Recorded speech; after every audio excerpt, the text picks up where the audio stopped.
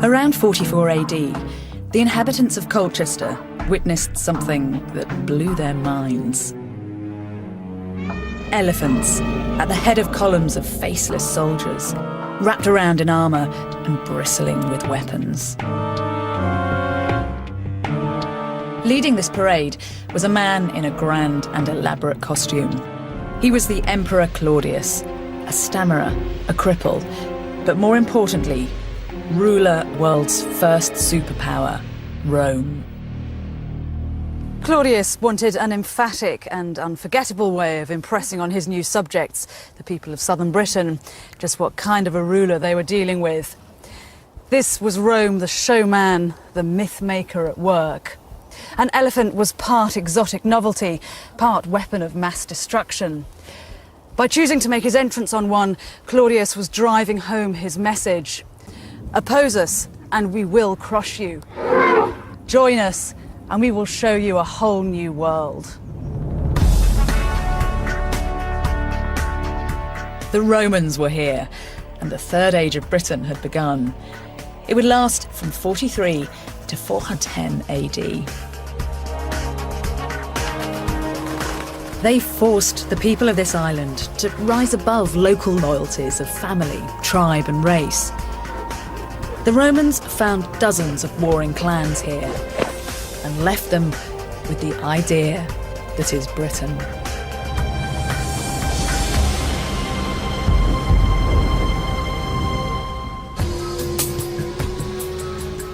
Claudius wasn't the first Roman ruler to visit Britain.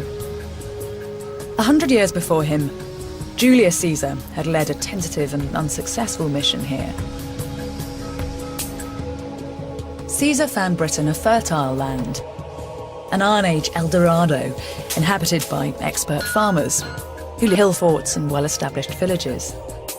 But Caesar also thought Britain a bizarre place where druids practiced human sacrifice and where people seemed alien and exotic. All the Britons dye themselves with woad. They wear their hair long and shave all their bodies with the exception of their heads and upper lips. Wives are shared between groups of 10 or 12 men, especially between brothers and between fathers and sons. This description is a turning point. It's the earliest written account of Britain. Caesar's recent conquest of France had exhausted him and his army. He only stayed a few weeks on these islands. But the people of Britain now wouldn't ignore the mighty empire, whose frontier was just the other side of the Channel. In the century between Julius Caesar's raid in 54 BC and Claudius's invasion in 43 AD, the archaeological evidence suggests that clan leaders in southern Britain grew ever more impressed by Rome's power and her consumer goods. If you'd walked into a British clan leader's house at this time, you'd have been struck by an ostentatious display of all things Roman.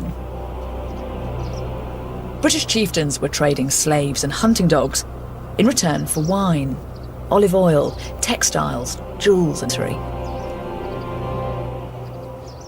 Owning something like an amphora of wine or exotic beads was a visible sign that you'd reached the top of the pile. The reason much of this evidence survives is that objects of desire were used to line the burials of powerful men. The mere fact that Roman artefacts are being chosen to accompany people on that most important journey to the afterlife shows just what kind of an impression the Roman world was already making on Iron Age Britain. You've got many of the local kings allying themselves to the Romans, and they would have used this sort of friendship with Rome to vie with their neighbours a bit. So showing how Roman some of them were would have been a way of showing their power. And some of them actually chose Roman coins to model their own coins on. So they were trying to become more and more Romanised. Some clan leaders even sent their children to Rome to be educated. Emotional ties and familiarity grew alongside trade links. This presented an ideal opportunity to the new emperor, Claudius. Regarded as weak in the vicious world of Roman politics, He desperately needed to stamp his authority. Extending the empire would look impressive, and with southeastern Britain already Romanised, it was a soft target. So in 43 AD, a Roman army, 40,000 strong, landed on the south coast. But there was no battle. Instead of taking over by force, they installed a Romanised Briton as king of the local tribe.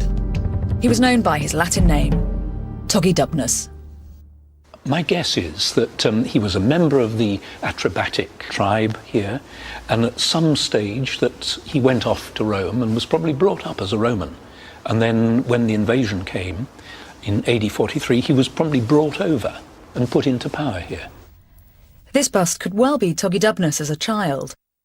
Its quality makes it fit for a king, and it was found where he lived.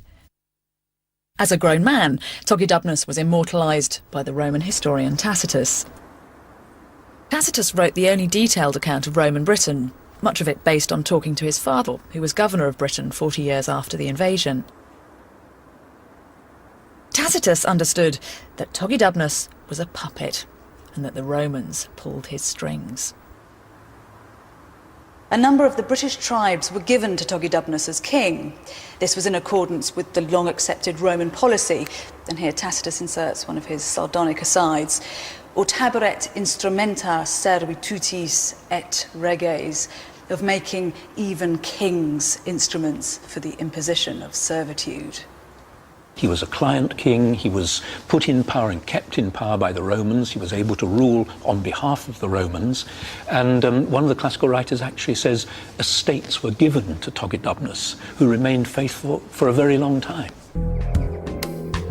In return for his services, archaeologists believe the Romans built Togidubnus an enormous palace near Fishbourne in Sussex. At the time, it was the largest Roman palace north of the Alps. The people of Britain were used to villages of small roundhouses. Now in their midst was a construction whose size and shape was entirely alien. Previously, going to see one's chief meant entering a slightly bigger roundhouse than your own. Now you had to walk past 150 yards of exquisitely manicured hedges and grand colonnades.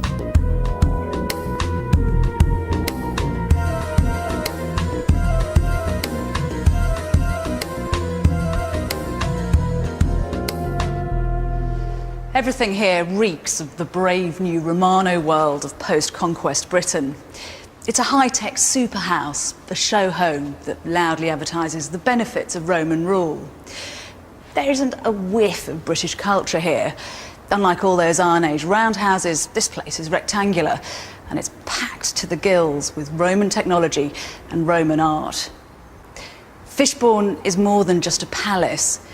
It's one world declaring its superiority over another. It really is the architecture of power. So the whole thing is contrived to make you feel small. That would have been a shock. So too, I think, would have been colour. And here you have a whole range of bright colours. There were bright reds, bright yellows, bright greens, painting large areas of wall. There were vast coloured mosaics everywhere. The whole thing would have been an incredible shock. The occupants of Fishbourne aped Roman design and decoration, even when it was ludicrously inappropriate. Large rooms, airy colonnades, ceramic tiles all made perfect sense in warmer climes, but here was simply foolish. This would have been wonderful somewhere in Italy. It's a bit chilly in Britain. So they had to have braziers in these rooms, and you can actually see down here where the white tesserae are discoloured. And that's presumably where they had a brazier. So imagine them moving the brazier around and huddling around the brazier on a cold winter evening.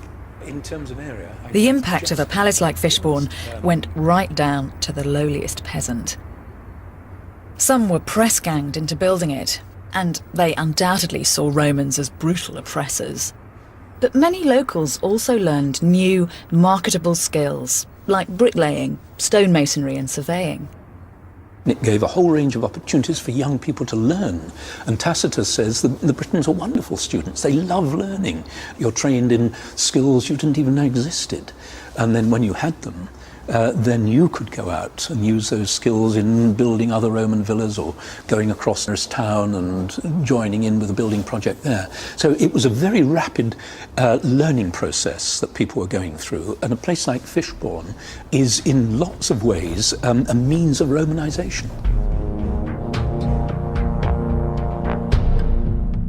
The southeast may have fallen without a fight, but elsewhere, Britons would engage with the brutal force of Rome's army, the most efficient military machine in antiquity.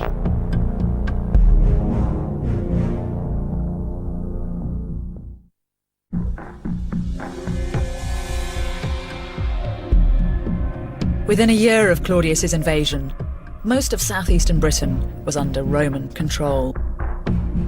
But further west, in modern-day Dorset and Devon, was the territory of the Durotriges, a tribe still hostile to Rome. Their people would have heard of the arrival of this massive foreign army in the east, and by early AD 44, would even have suffered occasional Roman cavalry patrols, raiding their lands, gathering intelligence, and demanding food and supplies.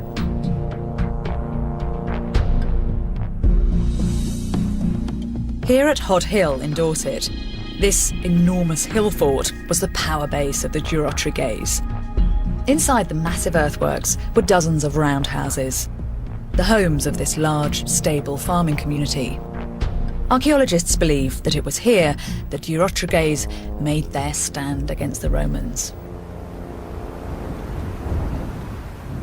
Massed up here, guarding the ramparts, was a tribal militia.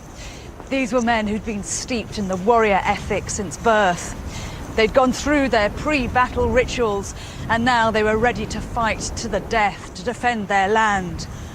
They had the advantage of a fantastic natural defensive position and a reputation as a race who had no fear of death. And yet here at Hod Hill, and at encounters throughout the country, it's not the Britons, but the Romans who win.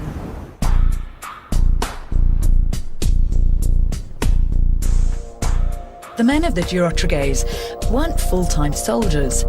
They fought out of loyalty when summoned by their clan leader. They were keen to demonstrate their fearlessness and show off their blue body paint. This meant many fought bare-chested, even though armour was available to them.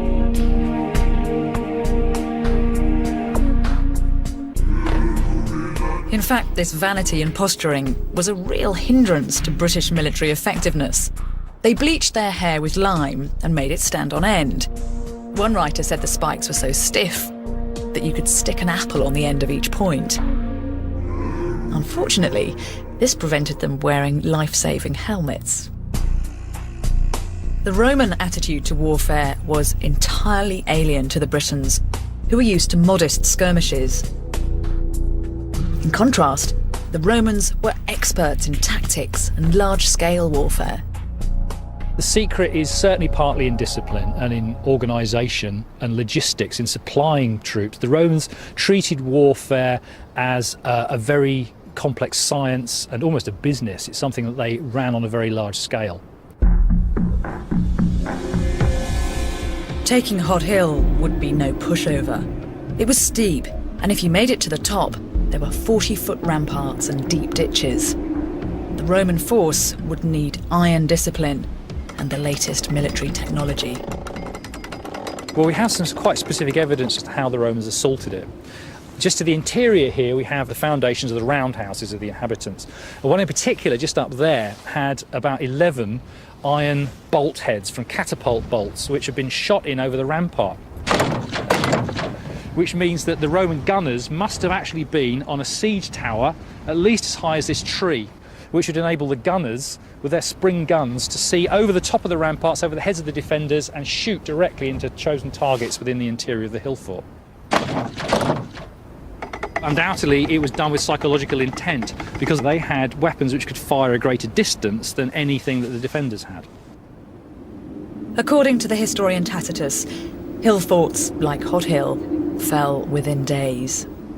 Romans could be brutal in victory. Hod Hill's inhabitants would have been executed or enslaved, or forced to accept a future as a loyal, tax-paying member of the empire. Within 30 years of the invasion, the Romans directly controlled the country from Devon in the west to the Humber in the north. The rulers of Yorkshire and Lancashire became client kings like Togedubnus. The peasant farmers who made up most of the British population now found themselves part of a Europe-wide empire. This made a real difference to their lives.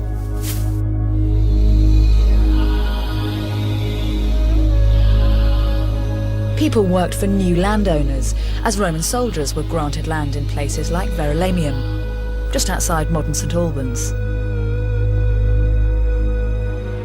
For the first time, what we'd recognise as towns were established.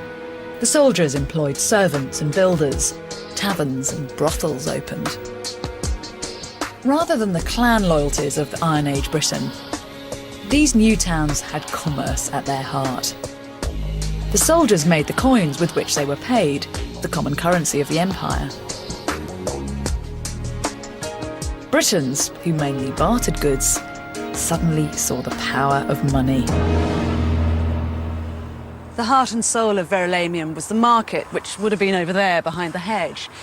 If you'd walked through it at the end of the 1st century AD, you'd have been followed by the sound of voices from throughout the empire. Men haggling over everything from Spanish olives to Italian marble to French tableware. The air would have been heavy with the scent of exotic spices, and the whole place would have had the atmosphere of an Eastern bazaar. Britons were introduced to new taste sensations. One of them was garum, a sauce made from fermented fish guts.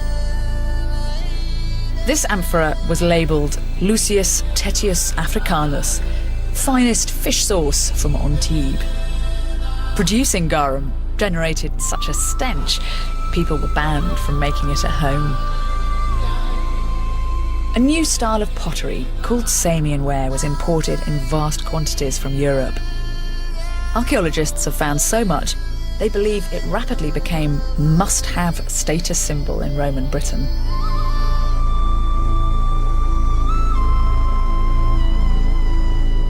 Romano-British towns boomed. Theatres, civic buildings and fancy townhouses appeared.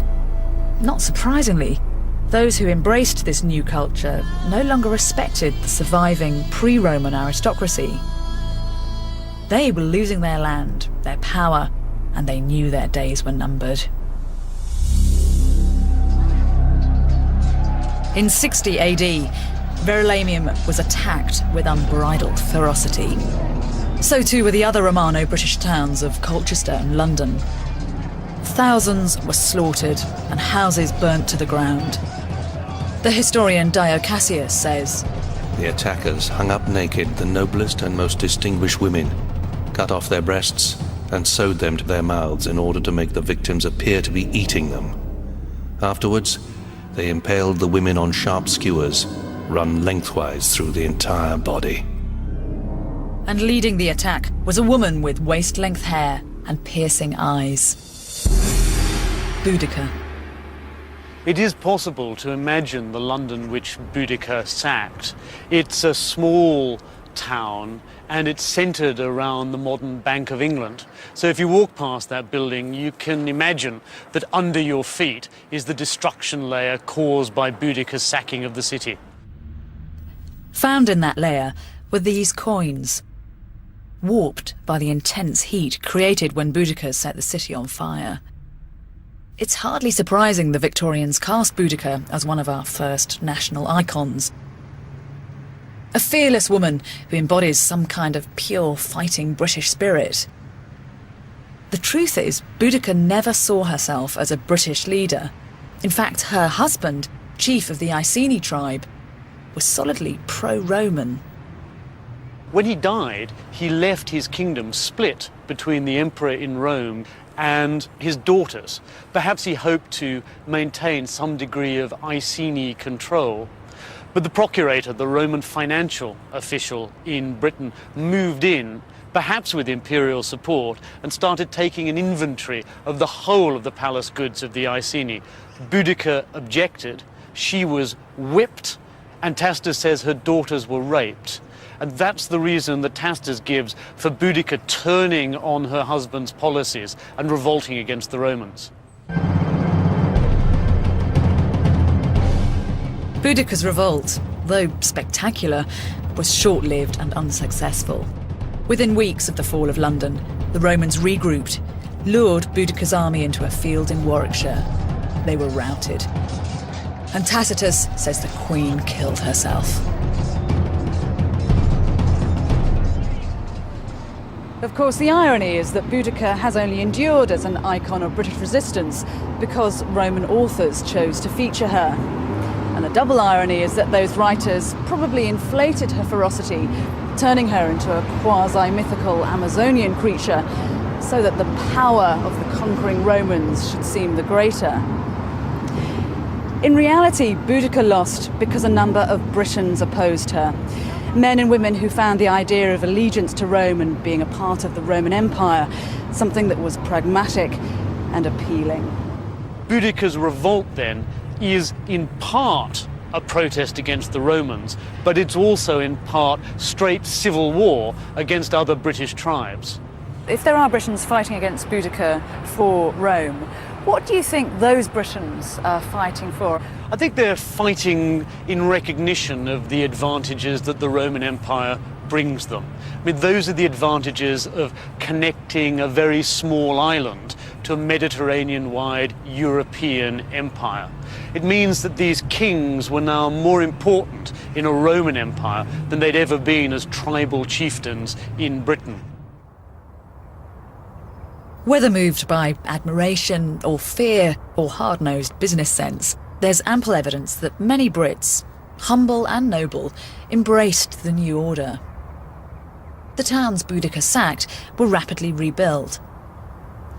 This piece of pottery dug up here at Verulamium is one of the bits of evidence that the British had actively engaged in Roman life. It's a piece of Roman Samian ware imported from Gaul, but the name written on it is British. It reads as Sinia or Senia, which was a very common British name. 200 years earlier, this man's tribal ancestors had fought against Caesar's armies. But now the Romano-British had reinvented themselves. They were consumers and entrepreneurs. They'd realised that by becoming part of the Roman Empire, they were buying into a free trade zone that stretched from Britain to Beirut. All over the empire, there's evidence of goods being exported from Britain. A popular export was the woolen duffel coat, known as the Birrus Britannicus. British hunting dogs were considered top-notch, as was Cornish tin. But trade went beyond the physical movement of objects. Britain's interest in personal hygiene increased, as shown by this kit consisting of tweezers, ear cleaner and toothpick. At a more sublime level, we find statues of Roman deities in the houses of the locals. Britons, at least the ones getting rich on the new trade, built a novel kind of home. The footprint of one survives in Verulamium. It's completely unlike the kinds of houses Britons had lived in for thousands of years. Iron Age houses, by and large, were circular timber structures with really no partitions inside. There might have been different areas in that space that were used for cooking, storage, sleeping and so on, but essentially no privacy between those areas. The very idea of having different rooms for different functions, all with their own access, was in itself a Roman idea. Having one room to eat in, another for sleeping, yet another to cook in, is a concept we can thank the Romans for. But perhaps the most striking and quirkiest example of how deeply Romanisation penetrated the British mind is an archaeological find that now lies under the road just beyond the house. Here there was a small tavern and a shop, and between them, something truly astonishing. It was a public convenience that would seat 15 to 20 people. So it means there were hundreds of people in Verulamium who were actually mentally prepared to pay to use a loo. Now that to me is something you would never have dreamed of in the pre-Roman world. It does suggest that they didn't want any longer to go around the corner and pee against somebody's wall. They perhaps felt civilised enough to do it in a proper place.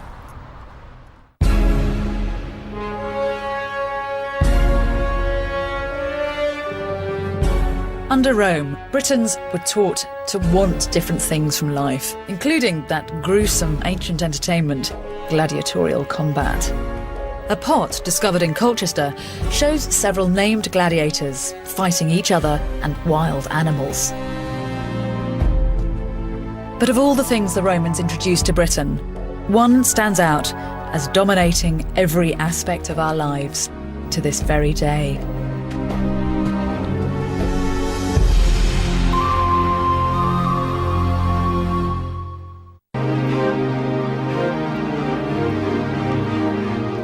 The Romans introduced us to something without which modern life would be unthinkably different. The alphabet we still use today. Pre-Roman Britain was illiterate, and with the Romans came our first experience of the power of the written word. The Romans didn't encourage literacy in Britain out of the goodness of their hearts. For them, writing and documentation were vital tools of control. At its height, the empire embraced around 60 million people, and they were kept in line by men like this. This statue dates from around the beginning of the 2nd century AD and was dug up near the City of London. He's a military clerk. He's armed, as you'd expect, and in his left hand he's got a case packed full of wooden writing tablets. It's a battered bit of stonework, but it immortalises the secret of Rome's success. To enforce the Pax Romana, the pen was as mighty as the sword. These pens and writing tablets found in London show that the Romans introduced us to the idea of written, legally binding contracts. For illiterate Britons, this was an entirely novel way of establishing who owned what. I think one of the main differences that ordinary Britons would have noticed with the coming of the Romans was that they would have no longer been permitted to carry weapons. Their warrior ethos, the reach for your sword and solve a dispute, was now completely to be abandoned within an urban context. Commercial disputes were not to be solved by fighting, but through Roman courts. So there's a real sense in which something fundamental to the ordinary Briton before the Romans came would have been swept away with this imposition of Roman civil law on British society. But there's surprising evidence, particularly in towns, that Latin didn't just stop street brawls, it became the language of the street. In London, this tile bears an inscription describing one worker's anger at another's laziness. It says, Hostilis has been sloping off on his own every day for a fortnight. Underpinning the spread of Roman culture was her ever-present army. By the end of the 1st century, there were numerous forts scattered across the country. Britons were recruited too, but thanks to a particularly astute piece of Roman policy, they rarely served within the country. The Romans had a conscious military strategy of jumbling up different racial groups to avoid the potentially explosive or subversive situation where you had locals controlling other locals. For that reason, you might get a boy from here on the Tyneside fighting in the Rhineland. And we know that a group of men were deployed to these barracks called the Tigris Bargemen, a unit that originated in Iraq.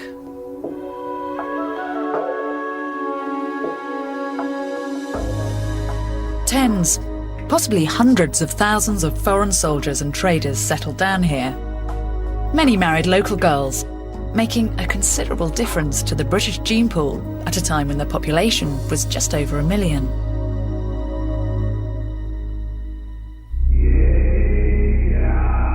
This tombstone tells such a story.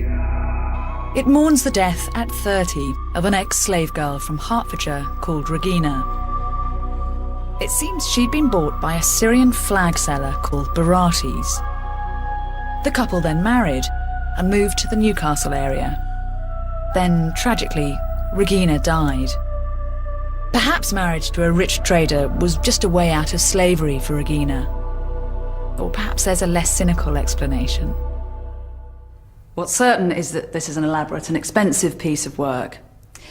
But I don't think that Barates is just using the tombstone as a way of showing off his material wealth.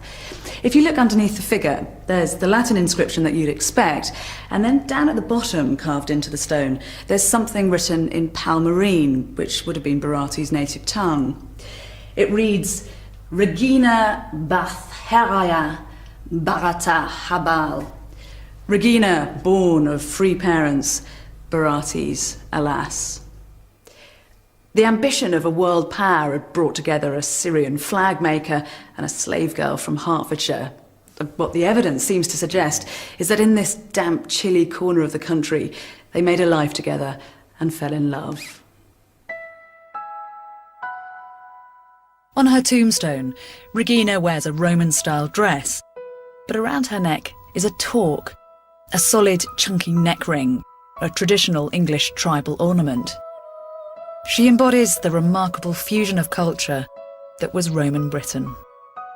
This exquisite shoe belonged to a Dutch officer's wife and was found in a fort near Hadrian's Wall. This bust, found in Bath, suggests women adopted Roman hairstyles. The Romans encouraged the better-off Britons to wear togas and learn Latin. This was a deliberate policy, an attempt to improve and ensnare a people the Romans disparagingly referred to as Britunculi, or pathetic little Brits. The Romans made it their business to change our way of life. At the end of the 1st century AD, the Roman historian Tacitus wrote about the process, implying that there was a hidden agenda. In order to encourage rough men to live in a peaceful and inactive manner, Agricola, who was the governor of Britain, urged them privately and helped them officially to build temples, public squares with public buildings and private houses. Moreover, he had the children of the leading Britons educated in the civilised arts. The result was that those who had once shunned the Latin language now sought fluency and eloquence in it. Roman dress, too, became popular, and the toga was frequently seen. But little by little, there was a slide towards the allurements of degeneracy, hedonistic assemblies, bathing establishments, and smart dinner parties. And then Tacitus delivers his killer blow. Idque apud imperitos humanitas vocabator, cum pars servitutis esset. In their naivety, the Britons called this civilization, when in reality, it was all part of their servitude. The epitome of Romanisation was the bathhouse. Several were built near forts and in towns. Men and women both came to the baths, but at separate times. This one has been built exactly to scale, based on these ruins at Chester's Fort near Newcastle. This is the changing room. This is where you'd first come in, and this is where you'd greet your friends. You might do some physical exercises, but this is where you basically took your clothes off and prepared yourself for bathing. There would be the use of a bath flask like this one, which would be full of oil, usually olive oil, something like that. And when you were in the tepidarium, the warm room, you would pour this onto your skin, rub it in, so it would help you to sweat. And then when you went into the really hot room, the caldarium, and you were sweating, you would take a metal strip called a strigil, and you'd use this to scrape the muck and the oil off your skin. You'd then throw yourself into the cold plunge, and you'd use a coarse linen towel like this to dry yourself afterwards. That's exfoliation. Absolutely, yes. The author Seneca described the hectic atmosphere of the bathhouse. There are groans as muscle men exercise with their weights. The unfit just have massages, and I hear the slap of hands beating bodies. Ball players yell out the score. Drunks have arguments. Thieves shout when they're caught. Some sing out loud. People dive in pools with great splashes, and there are the shouts of those selling drinks and snacks. There must have been a problem of infections being passed around in a place like this. Oh, I'm sure so, yes. And this is not running water. This would have to be drained out and refilled on a regular basis. And I don't think they were doing that very often. I'm sure it would have been extremely good for getting thrush, cystitis, all those sorts of things. It's rather a disgusting thought. It is a disgusting thought, and even more disgusting was some evidence we have from the writers of the time, where they referred to people using hair-removing creams in a bathhouse and then throwing themselves into the cold plunge. The little green blobs are floating around in there with your bathers, which would have been a bit unpleasant, I think. The Emperor Hadrian, who visited England in AD 122, had a different agenda to his predecessors. He wanted to consolidate Rome's territories rather than expand them. He decided pushing north into Scotland was risky and pointless. An empire that covered a fifth of the globe was big enough.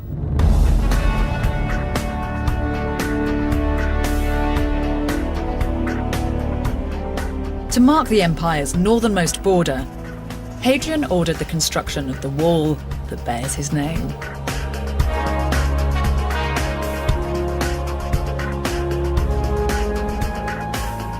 Hadrian's Wall is an astonishing feat. It stretches 73 miles from the Tyne to the Solway.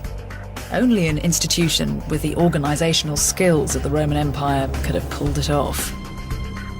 But those centralised bureaucracies like Rome think big. They also make absurd mistakes.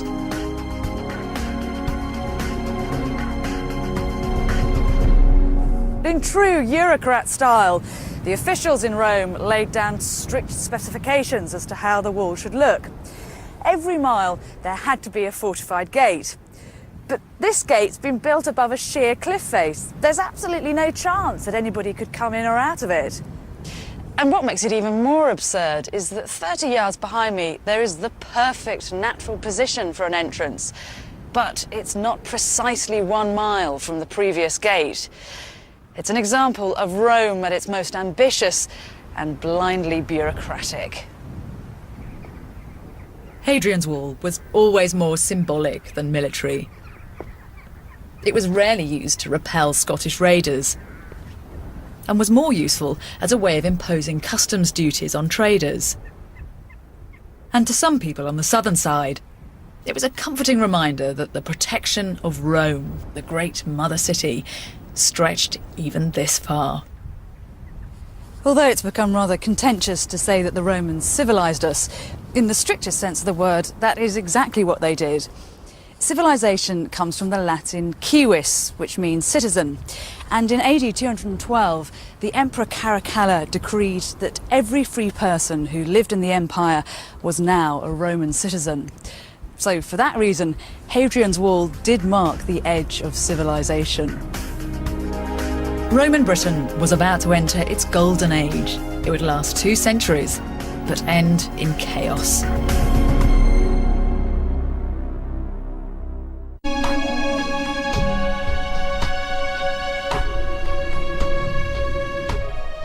By around 300 AD, the archaeology reflects, for some in Roman Britain, a golden age of prosperity.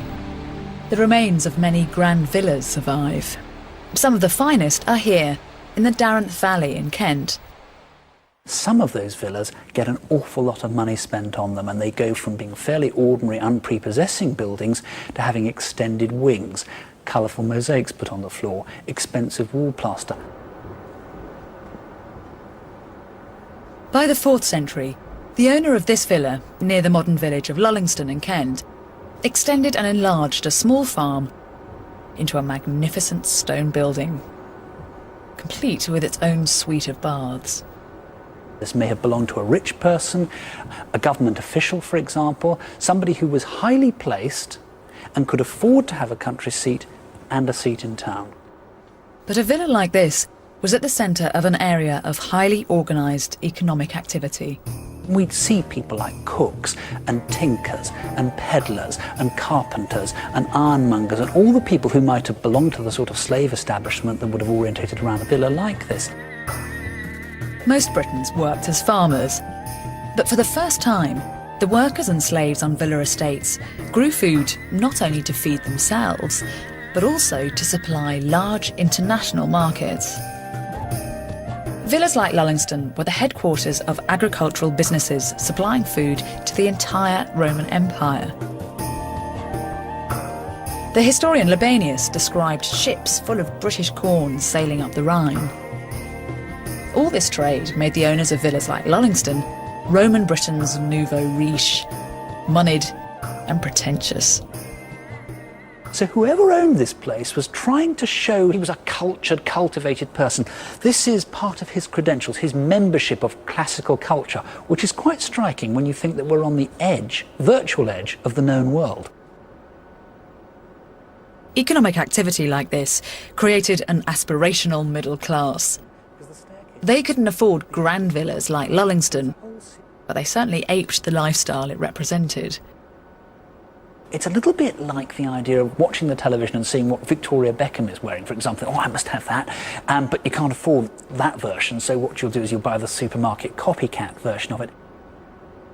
This mosaic from a middle-class villa in Yorkshire is truly awful. The tiles are poorly laid out and the artist has no feel for the human form. The person who owned and bought that mosaic is so desperate to belong to this Hello magazine, Roman elite culture, then that's what they've done. So the people living in a place like this with their gold plate and everything else are setting the pace for the rest of the society. And you'll see that all the way through the ages. The elite always set the fashion trends that the rest of the population will try and buy into. But what makes Lullingston Villa a particularly significant British monument is what was discovered in this cellar.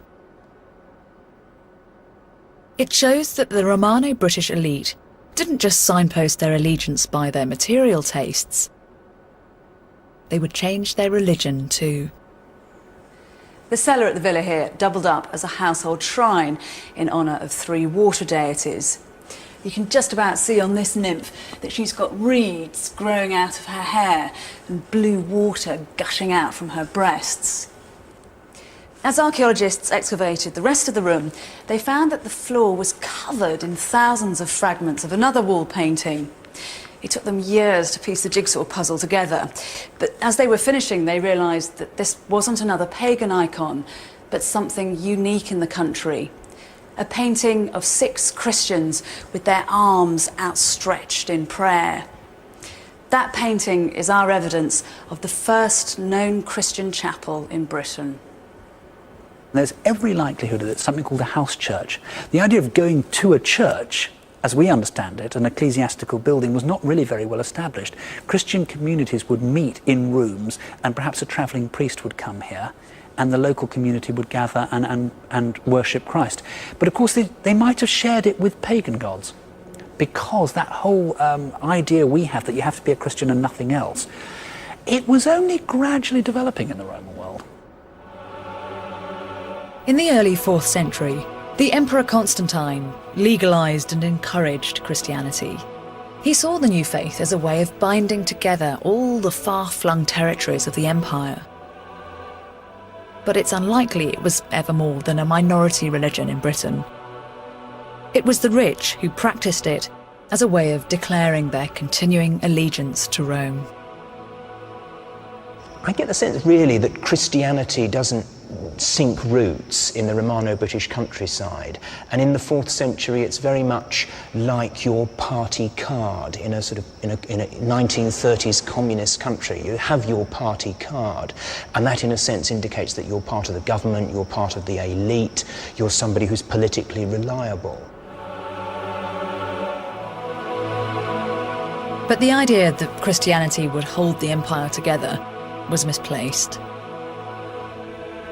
Faith, however strong, couldn't prevent the barbarian tribes from Germany and Eastern Europe attacking Rome.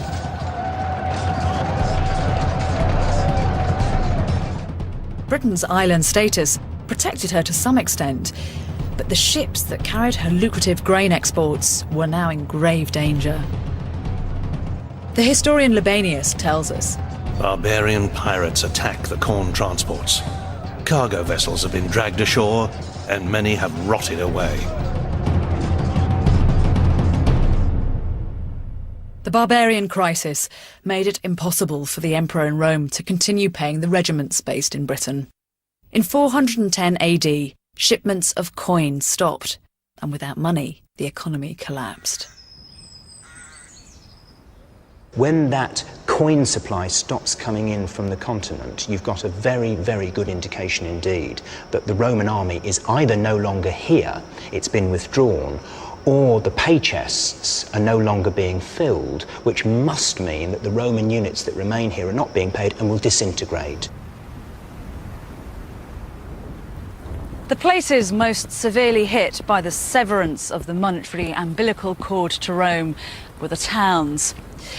Believe it or not, this was once the thriving metropolis of Caliva Atrebatum, about 10 miles outside modern Reading. Instead of these fields, you have to imagine one of the largest settlements in Roman Britain, with a beautiful basilica, an amphitheatre and a buzzing international market. But once it became clear that Caliva Atrebatum could no longer sustain trade with the empire, it was abandoned to become like so many other ghost towns in the country. Unlike places like London and Colchester, this was never resettled. So all that's left are these crumbling walls. What we actually see is what's sometimes called by archaeologists squatter occupation, which is quite an evocative term, and it conjures up this idea of the poor moving into the crumbling villas and the old townhouses that have been built by the elite, and sometimes they're lighting fires on mosaic floors, or they're stalling cattle on a mosaic floor. There are some pretty definite examples of that on some of the villas. So I think by the end of the 4th, and once we're into the 5th century AD, we're looking at a Roman civilization that has more or less collapsed.